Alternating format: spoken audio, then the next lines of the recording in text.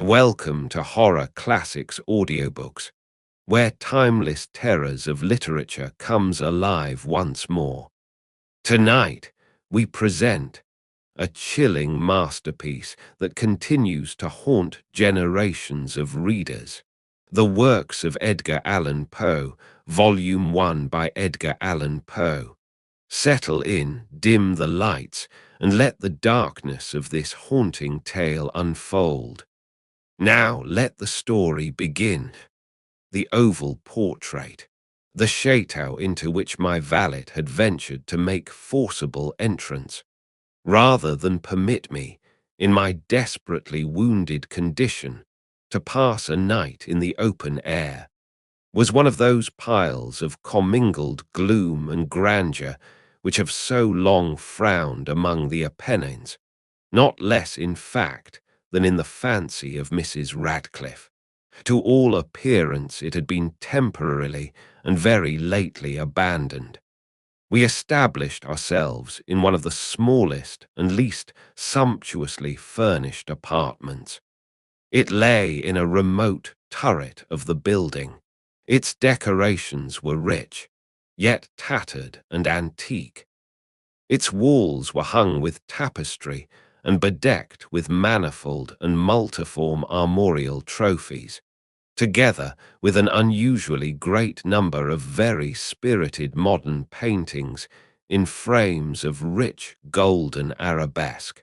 In these paintings, which depended from the walls not only in their main surfaces, but in very many nooks which the bizarre architecture of the chateau rendered necessary.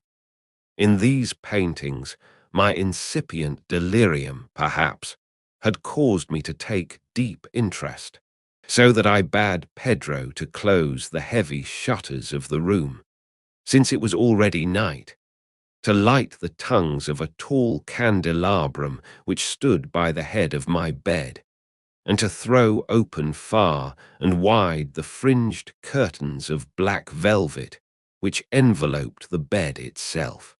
I wished all this done that I might resign myself, if not to sleep, at least alternately to the contemplation of these pictures, and the perusal of a small volume which had been found upon the pillow, and which purported to criticize and describe them. Long I read, and devotedly I gazed. Rapidly and gloriously the hours flew by, and the deep midnight came.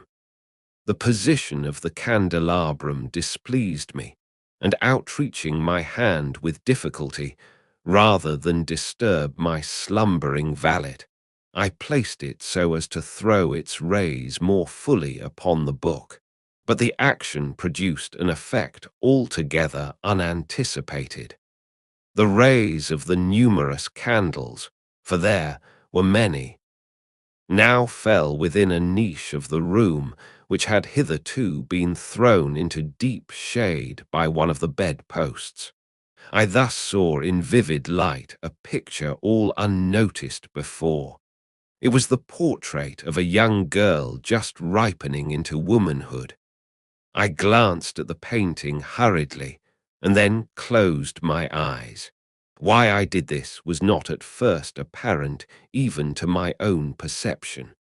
But while my lids remained thus shut, I ran over in my mind my reason for so shutting them. It was an impulsive movement to gain time for thought, to make sure that my vision had not deceived me, to calm and subdue my fancy for a more sober and more certain gaze. In a very few moments I again looked fixedly at the painting. That I now saw aright I could not and would not doubt, for the first flashing of the candles upon that canvas had seemed to dissipate the dreamy stupor which was stealing over my senses, and to startle me at once into waking life. The portrait, I have already said, was that of a young girl. It was a mere head and shoulders, done in what is technically termed a vignette manner, much in the style of the favourite heads of Sully. The arms, the bosom, and even the ends of the radiant hair melted imperceptibly into the vague yet deep shadow which formed the background of the whole.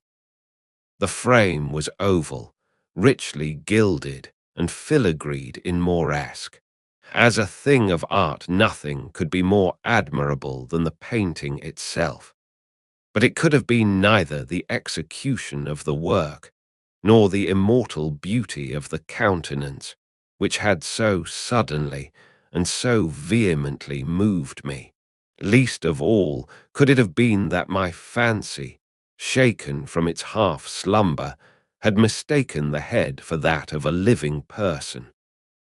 I saw at once that the peculiarities of the design, of the vignetting, and of the frame must have instantly dispelled such idea, must have prevented even its momentary entertainment.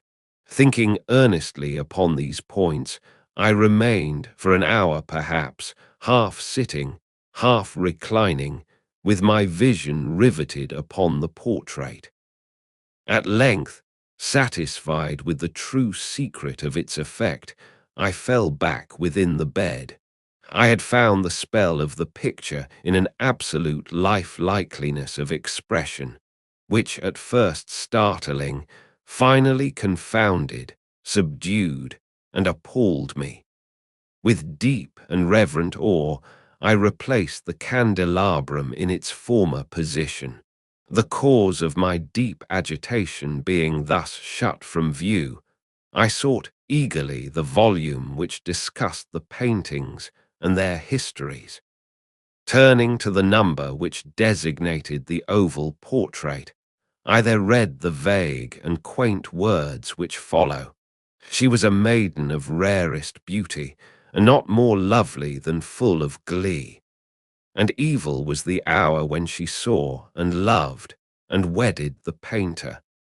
He, passionate, studious, austere, and having already a bride in his art.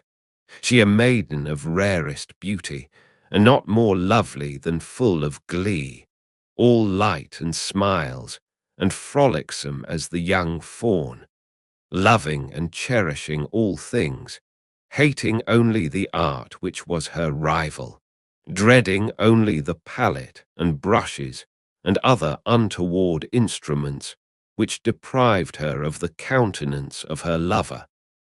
It was thus a terrible thing for this lady to hear the painter speak of his desire to portray even his young bride.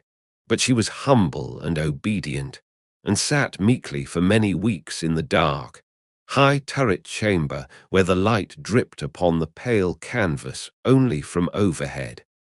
But he, the painter, took glory in his work, which went on from hour to hour and from day to day, and he was a passionate and wild and moody man who became lost in reveries, so that he would not see that the light which fell so ghastly in that lone turret withered the health and the spirits of his bride, who pined visibly to all but him.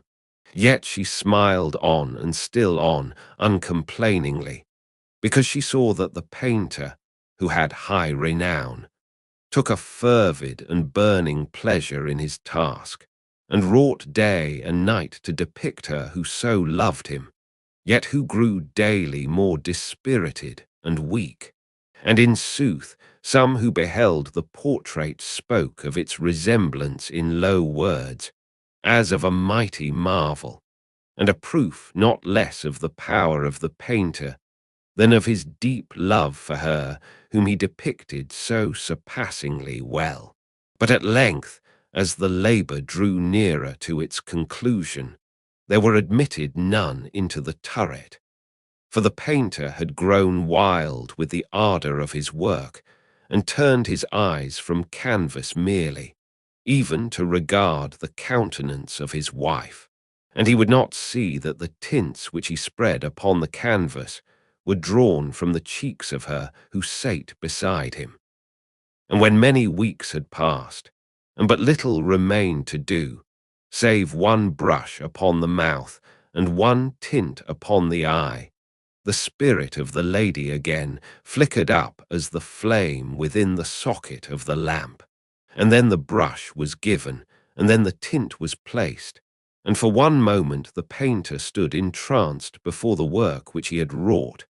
But in the next, while he yet gazed, he grew tremulous and very pallid, and aghast, and crying with a loud voice, "This is indeed life itself," turned suddenly to regard his beloved.